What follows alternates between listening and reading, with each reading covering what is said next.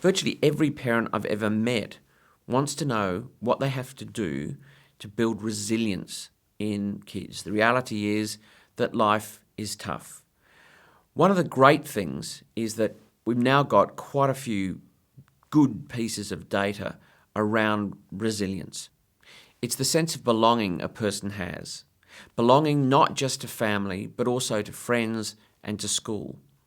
What we know is that resilience is essentially the capacity to face, overcome, be strengthened, and transformed by adversity.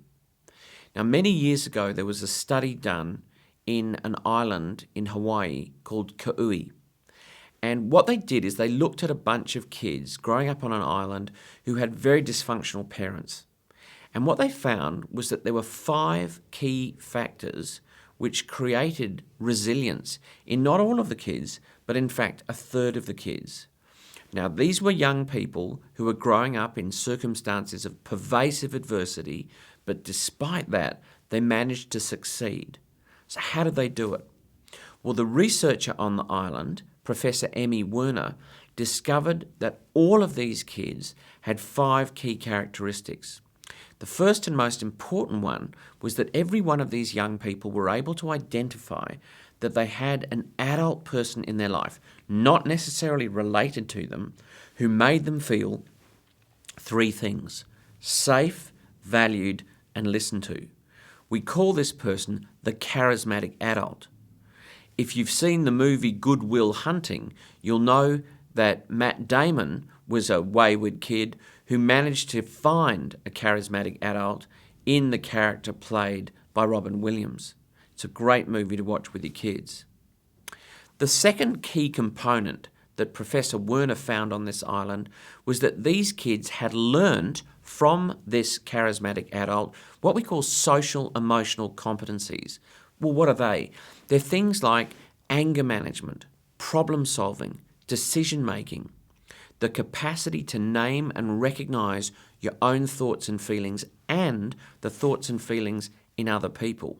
Now, this is very, very important because the way we respond when we're angry, when we're in conflict, is absorbed by the children around us.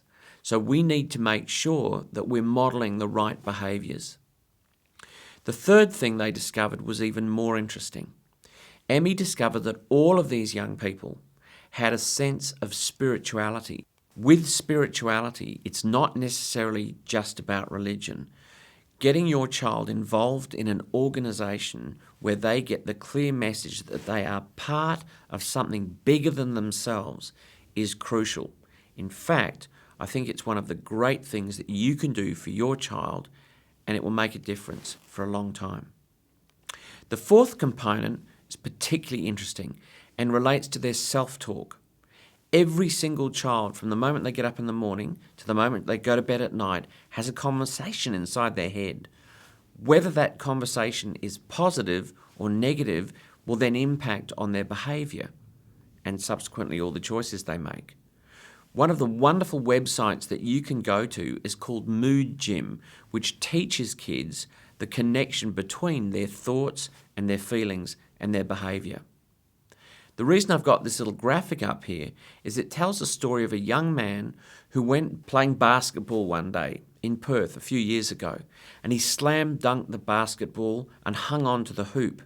Unfortunately, the hoop collapsed, the wall collapsed, and he fell to the ground, and the bricks severed both his arms and a leg. The reason I'm telling you this story is because a young man who was an ambulance officer, first on the scene, went straight up to this little boy who he thought was dying. And he couldn't think of any question to ask him. So he said, "How old are you?" And this little boy looked up through the blood and the gore and the dust into the eyes of that ambulance officer and said, "I'm 10 years old and I've got another 90 to live."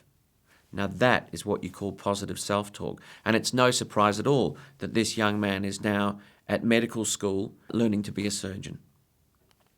And finally, what did they find on the island that kept these kids going? They all had what we call islands of competence. Now, one of the worst enemies for young people growing up is boredom. On this island, the most resilient kids had the capacity to engage in art, music, dance, drama, sport. It didn't matter what, but they had found something that gave them a sense of meaning and purpose and belonging. And this, of course, is what we should be doing with our own children.